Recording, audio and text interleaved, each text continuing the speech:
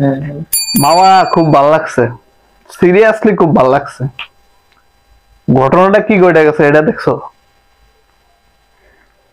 জামাতে জামাতের আমির সাহেব এবং ইসলামী আন্দোলন বাংলাদেশের পীর সাহেব যখনই এক চেয়ারে বইছে, খুব ভাল লাগছে মামা, খুব ভাল লাগছে।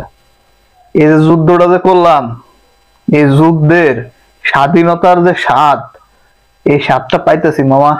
কেবল শুরু হয়েছে, কেবল শুরু হয়েছে মামা। খুব ভাল লাগছে। খালি আমার একার ভাল লাগলে তো হইব না, ভালো তো সবার লাগা লাগবে। কিন্তু কিছু কিছু মানুষের দেখি চুলকানো শুরু হয়েছে মামা। এত চুলকাইতেছে, মানে শান্তি মলম দিয়ে কাজ হবে না। ওই যে চুলকানির মলম লাগায় না, এই মলম দিলেও কাজ হইতো না, কাজ হবে না, হচ্ছে না। বারবার ফোন করে বলতেছে ভাই চুলকানির যে মলম লাগাইলাম এই মলমটা কাজ হইতেছে না।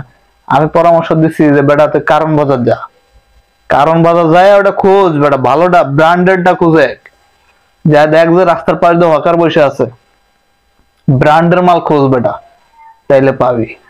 খুব ভাল লাগছে মামা, খুবই ভাল লাগছে। এটা চাইতেছিলাম জীবনে, মানে অন্তত একটা বার এই দেশের মসনদে একটা ইসলামী দল, ইসলামী শাসনতন্ত্র দেখতে চাই।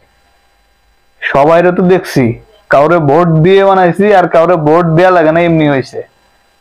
সব চোররে তো দেখলাম, এখন দেখি হুজুররা কি করে একটু দেখি না। বাঙালি যদি ভুল করো,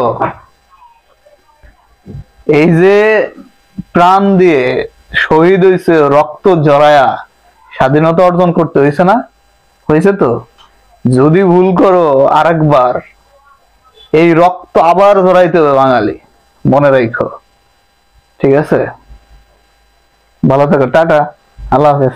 আরো ভালো কথা তোদের কাছে বললাম, যাদের চুলকানি শুরু হয়েছে, কারণ বাজার যায় মলম খোঁজ, ওইখানে যে পাবি। ভালো থাক।